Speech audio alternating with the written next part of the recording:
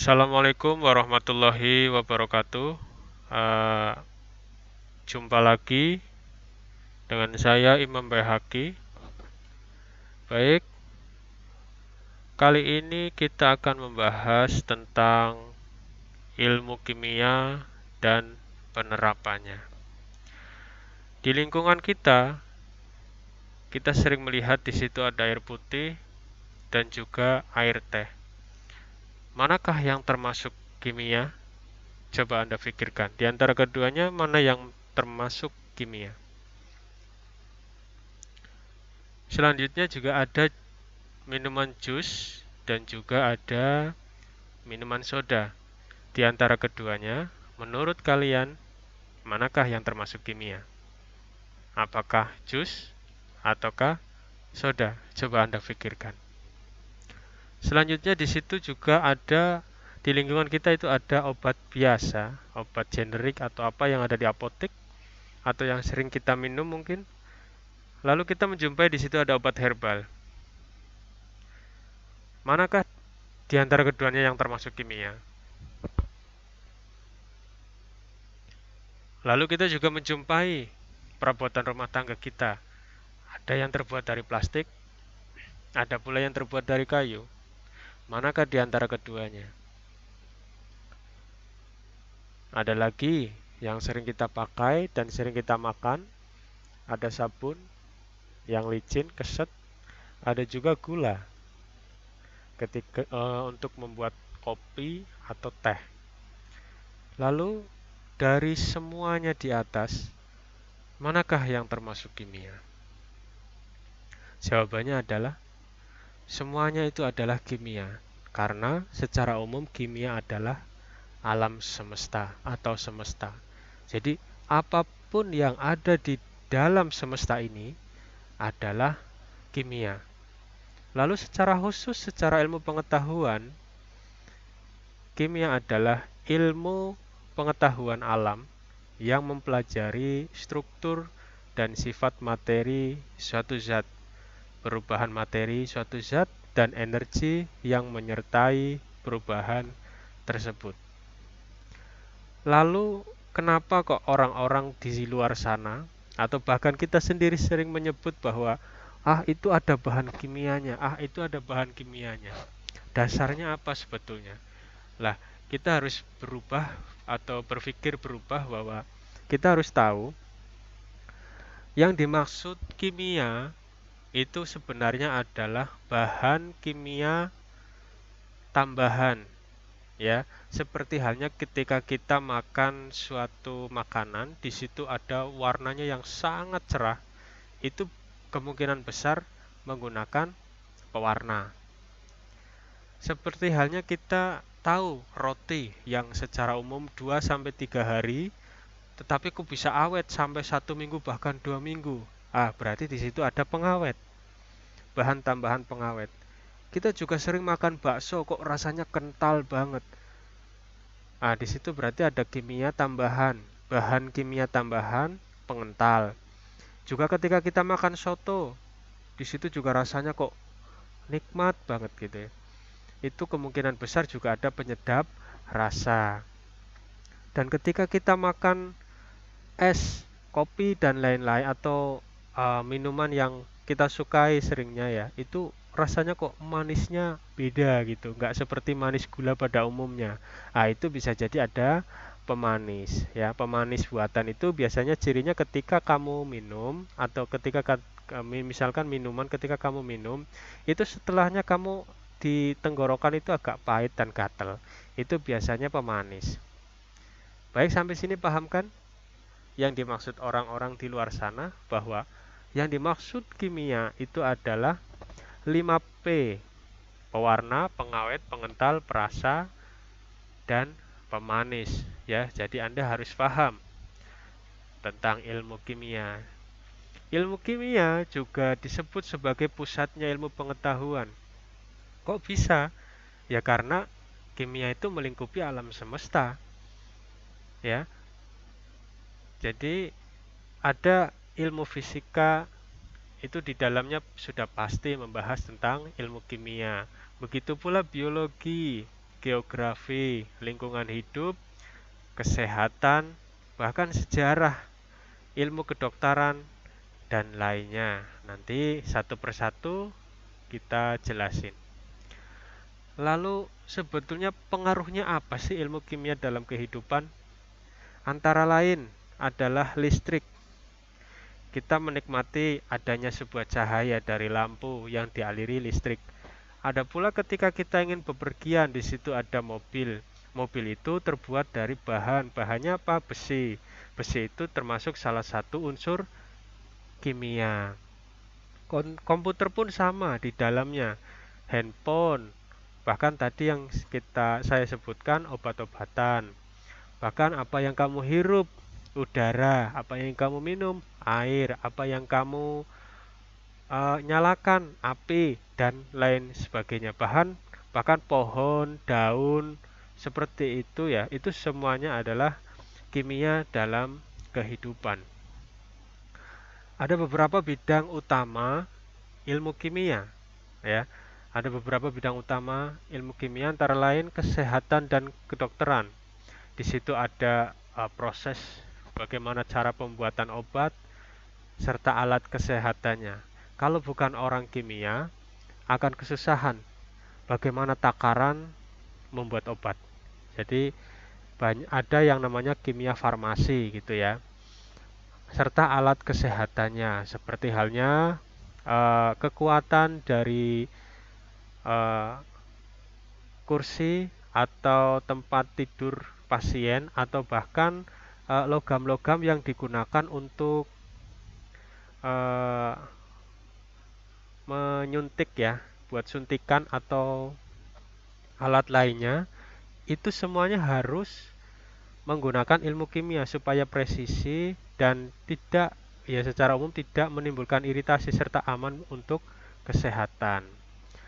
Ada pula energi dan lingkungan. Di situ kita bisa menikmati adanya listrik, motor, mobil, pohon, batu bara, minyak bumi, air, dan lain-lain.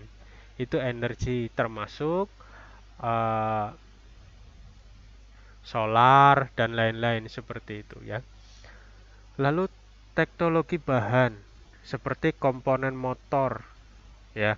Kalau tadi energi dan lingkungan, bensin dan lain. Kalau ini dari segi bahan, baik plastik, besi, mesin, bahan pembuat kaca ya. Bahan pembuat kaca itu berasal dari pasir. Ya, pasir silika. Pasir kita lebur lalu dia akan mencair menjadi kaca. Pembuatan pesawat, bagaimana cara pembuatan pesawat agar badan pesawat itu terasa ringan, gitu ya. Lalu yang paling berbahaya sebetulnya untuk maslahat itu sangat banyak, tapi sangat berbahaya itu ya adalah energi nuklir dan lain-lain.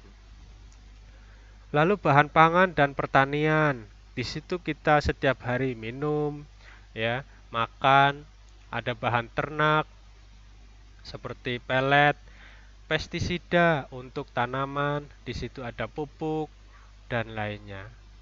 Lah penegakan hukum dan masalah sosial, penyalahgunaan narkoba, minuman keras, dan bahan berbahaya lainnya yang merusak masalah sosial. Lalu hakikatnya ilmu kimia itu apa sih? Hakikatnya ilmu kimia itu adalah ilmu pengetahuan alam yang mempelajari struktur dan sifat materi zat, perubahan materi zat, dan energi yang menyertai perubahan tersebut. Materi itu sendiri adalah segala sesuatu yang memiliki massa dan menempati ruangan. Dan materi berwujud padat, cair, dan gas. Di dalamnya juga ada yang namanya perubahan materi. Perubahan materi itu pada umumnya ada dua, yaitu perubahan fisika dan perubahan kimia. Perubahan fisika adalah perubahan yang ketika berubah dia tidak menghasilkan zat baru, jadi sifat wujudnya itu masih ada. Sedangkan perubahan kimia adalah perubahan yang menghasilkan zat baru.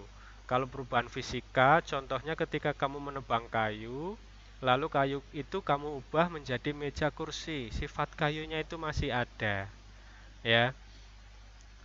Kalau perubahan kimia seperti halnya nasi dirubah, nasi busuk gitu ya, terus kayu menjadi arang dan lain-lain. Jadi sifat wujud yang aslinya itu sudah hilang.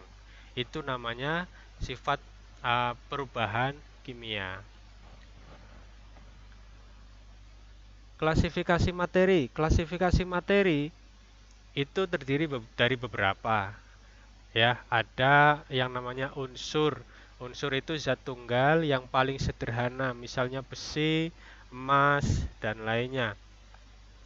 Yang kedua adalah senyawa. Senyawa adalah zat tunggal yang terbentuk dari gabungan dua unsur. Jadi, kalau tadi unsur itu satu, kalau ini senyawa adalah gabungan dari dua unsur. Jadi, dua unsur itu digabung. Lalu ada beberapa zat atau unsur yang digabungkan. Itu namanya campuran ya, yang sifat penyusunnya tetap tidak berubah. Lalu ada istilahnya partikel materi. Kalau tadi kan kita sudah menjelaskan bahwa materi itu segala sesuatu yang menempati ruangan, tetapi materi itu sendiri di dalamnya ada apa gitu. Yang jelas di dalamnya itu antara lain ada satu atom. Atom ya, partikelnya atau atom itu adalah bagian terkecil dari suatu unsur yang tidak dapat dibagi lagi. Jadi atom itu adalah eh, partikel yang paling kecil dari suatu materi. Ada pula molekul. Molekul itu adalah gabungan dari atom-atom. Sedangkan gabungan atom yang sejenis itu disebut molekul unsur. Dan gabungan yang tidak sejenis disebut molekul senyawa. Ion sekelompok atom yang bermuatan listrik. Jadi di dalam ion itu ada energi positif dan ada energi negatif. Lalu secara umum dalam hakikat ilmu kimia, manusia tentu tidak mudah dalam menamakan unsur senyawa dan campuran, termasuk juga beberapa bahan ditemukan, terkecuali mereka harus melewati beberapa tahapan ya atau penelitian. Boleh dikata ini adalah salah satu cara metode ilmiah ya, ada cara sistematis untuk menemukan ilmu pengetahuan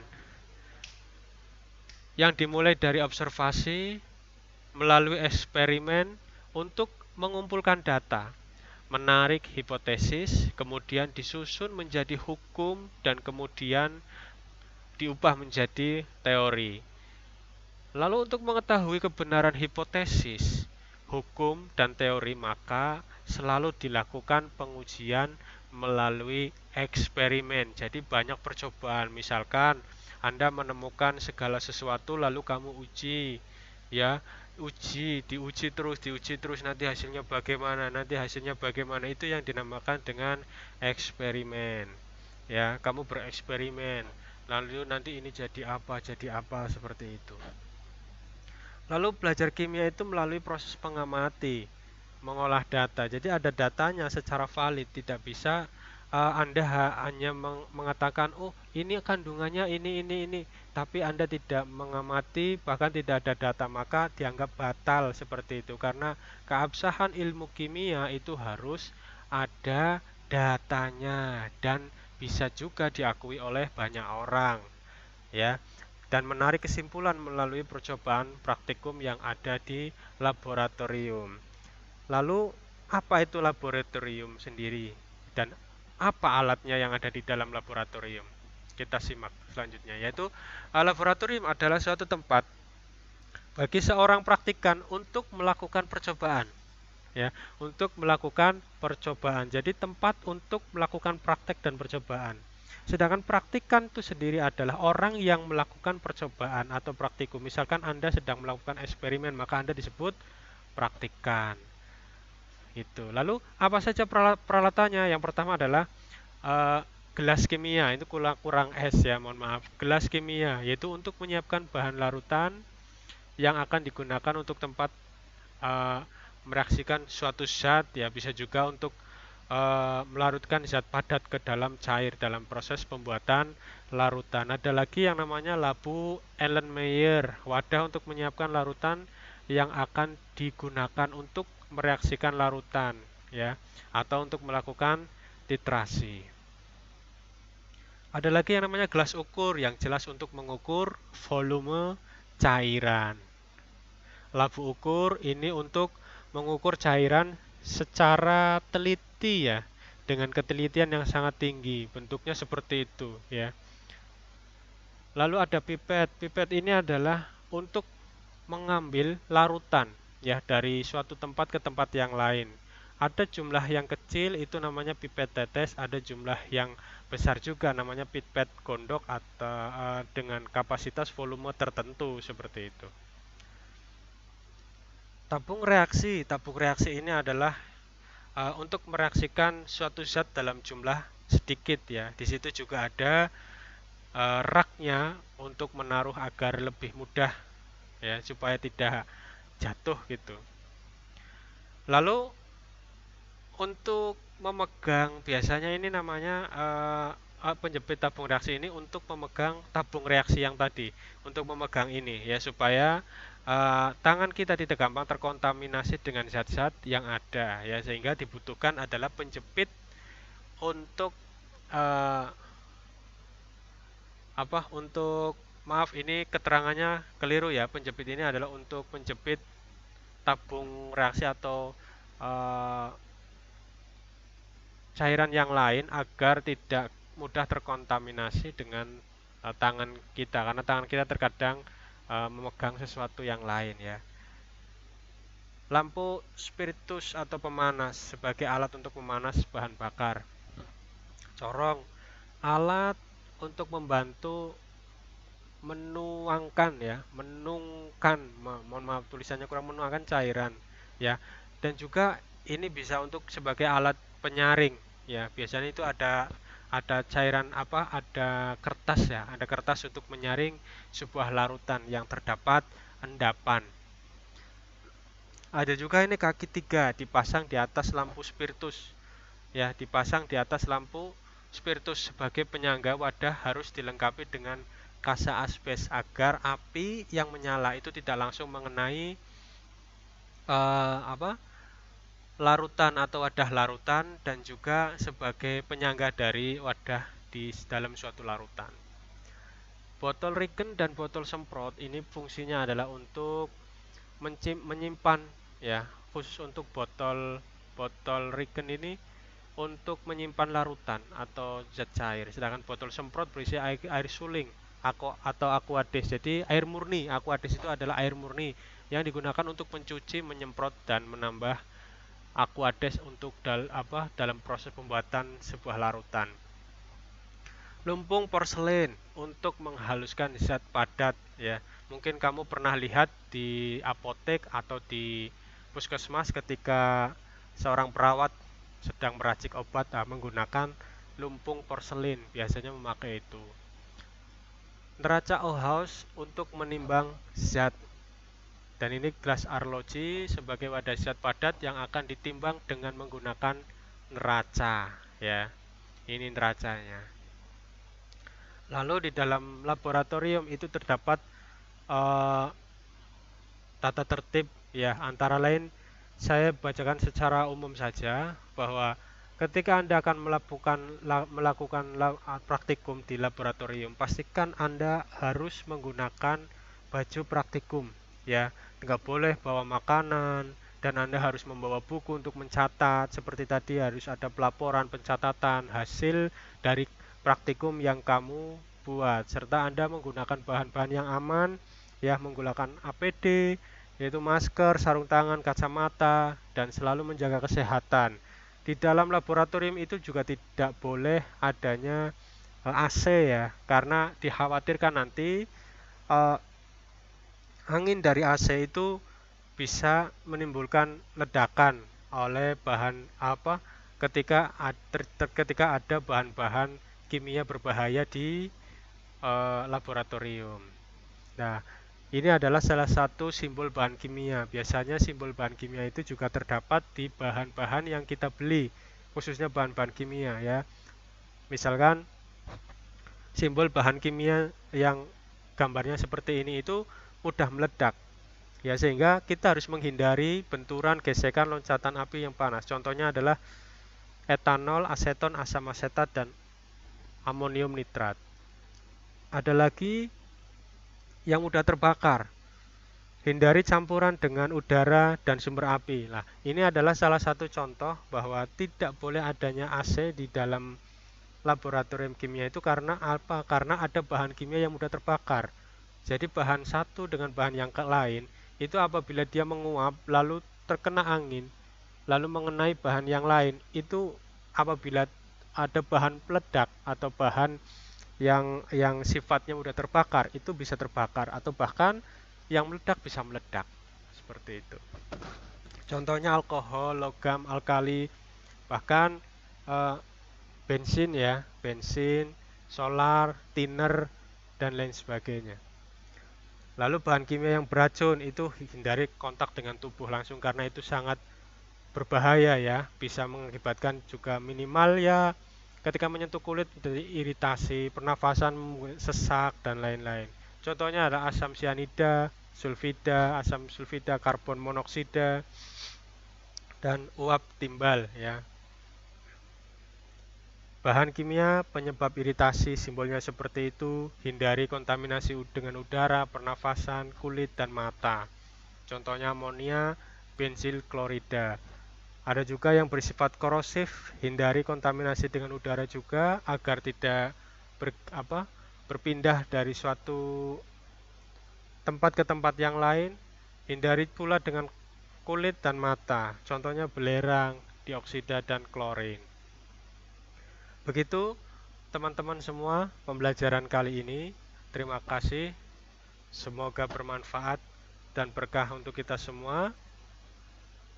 Apabila nanti ada pertanyaan bisa panjenengan ajukan lewat grup WA. Demikian dari saya, kurang lebihnya mohon maaf. Assalamualaikum warahmatullahi wabarakatuh.